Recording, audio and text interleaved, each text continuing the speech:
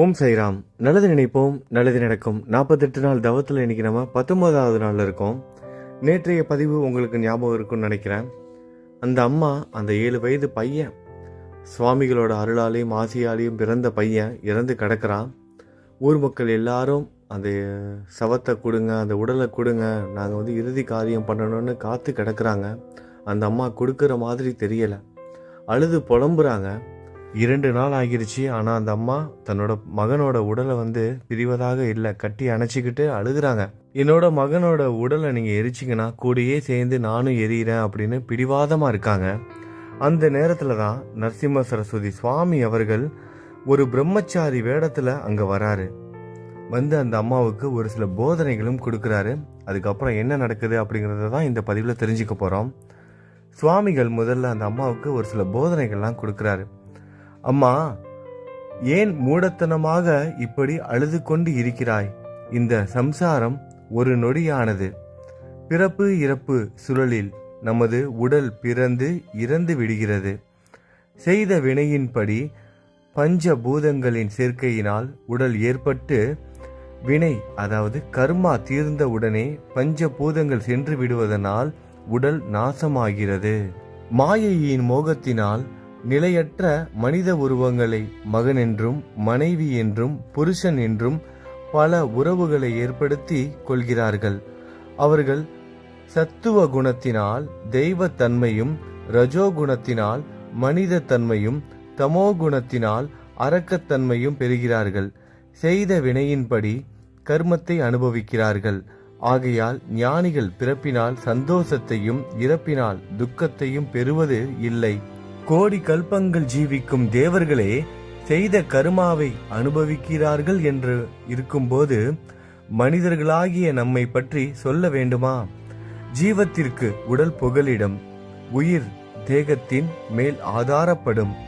தேகம் காலத்தின் ஆதீனத்தில் இருக்கும். காலமோ கர்மத்தின்படி நடக்கும். கர்மத்தின்படி ஒவ்வொரு உடலும் பிறப்பு, வளர்ப்பு, இறப்பு என்ற நிலைகள் பெறுகின்றன. இப்படிப்பட்ட உடல் நிரந்தரமானது என்று எண்ணக்கூடாது.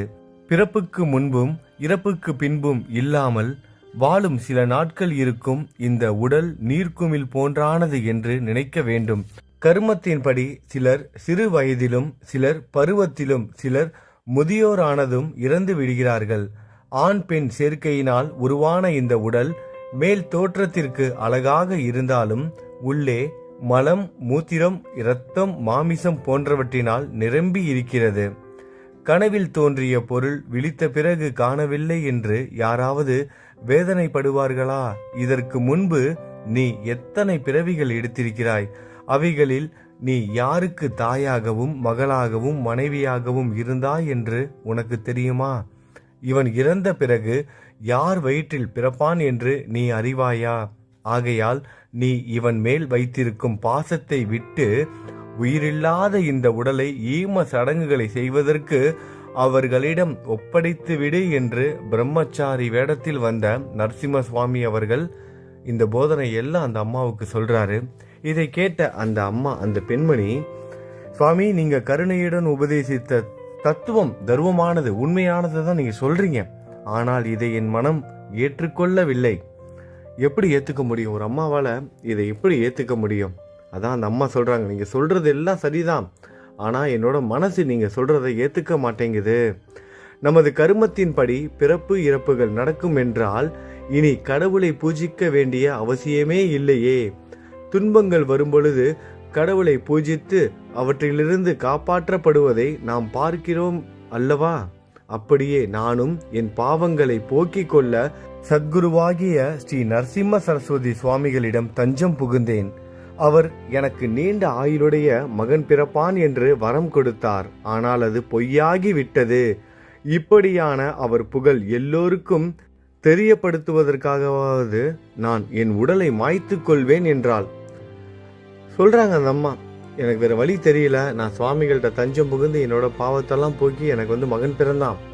சுவாமிகளோட வாக்கு பொய்யாகிருச்சு, இனிமேல் நான் வாழ மாட்டேன் அப்படின்னு ஒத்த காலில் நிற்கிறான்.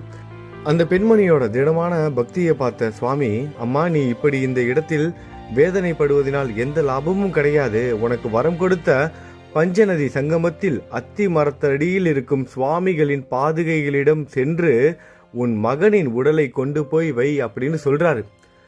அந்த பிரம்மச்சாரி வேடத்துல வந்த சுவாமி சொன்ன உடனே இந்த பெண்மணி என்ன பண்றா, தன்னோட கணவனை கூட்டிக்கிட்டு தன்னோட மகனோட உடலை தன்னோட இடுப்போட சேர்த்து கட்டி அணைத்து கொண்டு பஞ்சநதி தீர்த்தத்துக்கு அந்த கிருஷ்ணா நதி கரைக்கு போறா. அங்கு சென்று அந்த அத்தி மரத்தின் அடியில் இருக்கும் சாமியோட பாதங்களின் கீழ் தன்னோட மகனோட உடலை படுக்க வைத்து விட்டு அந்த பாதத்திலேயே தன்னோட தலையை மோதி மோதி அழுகிறாள். தலையிலிருந்து ரத்தமா வடியுது. அந்த பாதுகைகள் முழுவதும் சாமியோட அந்த பாதுகைகள் முழுவதும் அந்த ரத்தத்தாலேயே நனைஞ்சிருச்சு. அங்க இருக்கிற மக்கள் எல்லாம், அம்மா இப்படிலாம் நீ தலையில அடிச்சுக்கிட்டு அழுகிறிய, ரத்தமா வடியுது பாரு, எந்த பிரயோஜனமும் கிடையாது, அவன் இறந்துட்டாமா, அவன் இனிமேட்டு பிழைக்க மாட்டான், தயவு செய்து உன்னோட மகனோட உடலை கொடுத்துரு, ஏன்னா இரவு நேரம் ஆகிருச்சு, இரவு நேரத்தில் இங்கே யாரும் இருக்க மாட்டாங்க அப்படின்னு எல்லாரும் கேட்குறாங்க. அந்த பெண் பிடிவாதமா, இல்லை முடியாது, என்னோட மகனோட உடலை நீங்கள் எரிச்சிங்கன்னா கூடவே சேர்ந்து நானும் எரிஞ்சிருவேன்னு விடாப்படியாக இருக்காங்க. அங்கே இருக்கிற மக்களுக்கு என்ன பண்ணுறதுன்னு தெரியல.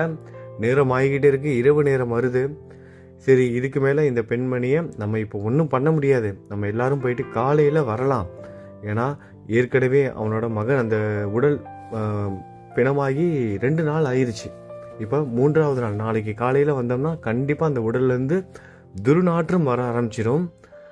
அப்பயாவது இந்த பெண்மணி தன்னோட மகனோட உடலை கொடுக்குறாளான்னு பார்ப்போம் அப்படின்னு எல்லாம் பேசிக்கிட்டு கிளம்புறாங்க. எல்லாரும், அந்த மக்கள் எல்லாரும் கிளம்பி அவங்கவுங்க வீட்டுக்கு போயிட்டாங்க. அடுத்த நாள் காலையில் வருவோம், உடல்ல இருந்து துர்நாற்றம் கண்டிப்பாக வரும், ஏன்னா 3 நாள் ஆகிருச்சு, அப்பயாவது இவ தன்னோட மகனோட உடலை கொடுக்கலான்னு பார்ப்போன்னு சொல்லிட்டு எல்லாரும் கிளம்பி போயிட்டாங்க. அவங்க போனதுக்கப்புறமும் இவ தொடர்ந்து அழுதுகிட்டே இருக்கா. 2 நாட்களாக தூக்கம் இல்லை. இது 3வது நாள். அவளை அறியாமல் அவள் கண்ணசந்துடுறா. தலையிலேருந்து ரத்தமாக போயிட்டுருக்கு. உடல் சோர்வு, மனசோர்வு, தலையிலேருந்து ரத்தம் போய்கிட்டு இருக்கு. 2 நாட்களாக தூங்கலை. அவளை அறியாமல் அவள் தூங்க ஆரம்பிக்கிறா.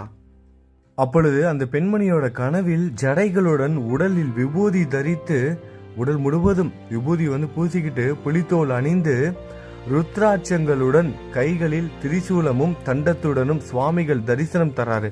கனவுலேயே நடக்குது இதெல்லாம். அம்மா, நீ என்னை ஏன் இப்படி திட்டுற, உன் பிள்ளையை காப்பாற்றுவதற்காகவே நான் வந்திருக்கிறேன் அப்படின்னு சொல்லி அந்த மகன், அந்த பையனோட உடல்ல, அந்த பிணத்தின் மேல், அந்த சவத்தின் மேல் விபூதி எல்லாம் பூசி மூக்கில் காற்றை ஊதி, அந்த மகனோட, அந்த பையனோட மூக்கில் காற்றை ஊதுறாரு. அம்மா, உன் பிள்ளைக்கு உயிர் தந்து விட்டேன், இனி நீ அழ வேண்டாம் என்று சொல்லி மறைஞ்சு போறாரு. கனவும் கலையுது. அந்த பெண்மணி தூக்கத்திலிருந்து விழித்து கனவை நினைத்து, இது என்ன அதிசயம், இறந்தவன் பிழைப்பது சாத்தியமா, நான் என்ன நினைத்து கொண்டு தூங்கினேனோ அதுதான் கனவாக வந்தது, நாங்கள் செய்த பாவம் இப்படி இருக்க சுவாமியை ஏசினேன், சுவாமியை போய் நான் திட்டேனே என்று தன்னைத்தானே திட்டிக் கொண்டு இருக்கையில் அந்த குழந்தையோட உடலில் இருந்து சிறு சிறு அசைவுகள் தென்படுது. இதை பார்த்த அவள், இது என்ன, ஏதாவது பூதம் ஏதாவது வந்துருச்சா அப்படின்னு பயந்து போய் தன்னோட குழந்தைய பார்க்குறா. அந்த பையன் மெல்ல எந்திரித்து, அம்மா எனக்கு பசிக்குது, அம்மா எனக்கு பசியா இருக்குதுன்னு சொல்றான். 7 வயது பையன் அப்படி சொன்ன உடனே இந்த அம்மாவோட மார்பிலிருந்து பால் அதுவா சுரக்குது.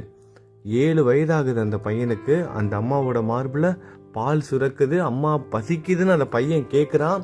இந்த அம்மாவும் பால் கொடுக்குறாங்க. பக்கத்திலேயே அந்த பெண்மணியோட கணவன் தூங்கிட்டு இருக்காரு. அவரை எழுப்பி சொல்றாங்க, நடந்ததெல்லாம் சொல்றாங்க.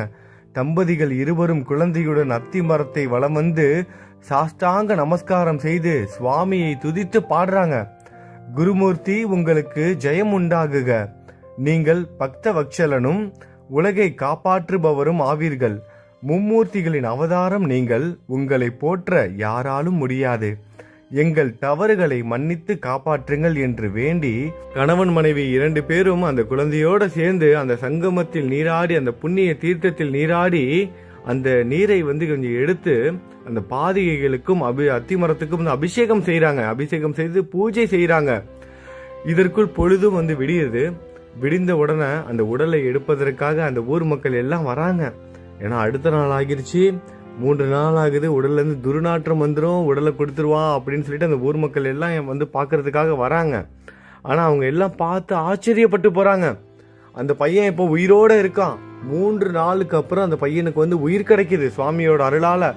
ஸ்ரீ குரு மகிமையை போற்றினார்கள். எல்லாரும் ஸ்ரீ குருவோட மகிமையை வந்து போற்றி பாடுறாங்க. அந்த மக்கள் எல்லாரும் ஆரவாரமா கத்துறாங்க, குருவே அப்படின்னு கத்துறாங்க. பிறகு அந்த குழந்தை நன்றாக படித்து நீண்ட ஆயுளுடன் சகல பாக்கியங்களுடன் வாழ்றான். அந்த பையன் நீண்ட ஆயுளோட குருவோட ஆசீர்வாதத்தால நல்லா படிச்சு பெரிய நிலைமைக்கு வந்து நல்லபடியான ஒரு வாழ்க்கையை வந்து வாழ்றான். சுவாமிகள் சித்தமுனிவர் வந்து சொல்றாரு நாமத்தரகனை பார்த்து, சித்தமுனிவர் நீ கேட்டேல, சுவாமிகள் அந்த இடத்த விட்டு போனதுக்கு அப்புறமும் அங்க இருக்கிற பாதுகைகளுக்கும் அப்புறம் அங்க இருக்கிற அத்தி மரத்துக்கும் எவ்வளவு சக்தி இருக்குன்னு கேட்டேல, அங்க இருக்கிற மக்கள்கள் எல்லாம் எப்படி வந்து குரு வந்து ஆசீர்வதித்தாரு, அங்க போனதுக்கு அப்புறமா அவர் அந்த இடத்த விட்டு போனதுக்கு அப்புறமா அங்க இருக்கிற மக்களுக்கு எவ்வளவு நன்மைகள் செய்தார்னு நீ கேட்டேல, நீ பாத்தியா? ஸ்ரீ குருவின் மகிமையை பார்த்தாய் அல்லவா? ஸ்ரீ குரு அந்த அத்தி மரத்தடியில் எப்பொழுதும் இருந்து கொண்டு தன்னிடம் தஞ்சம் அடைந்தவர்களின் துன்பங்களை துடைத்து அவர்களை காப்பாற்றுவார். இதில் எவ்வித ஐயமும் இல்லை. ஆதலால் அந்த அத்திமரம் உண்மையாகவே கல்பக விருட்சம்.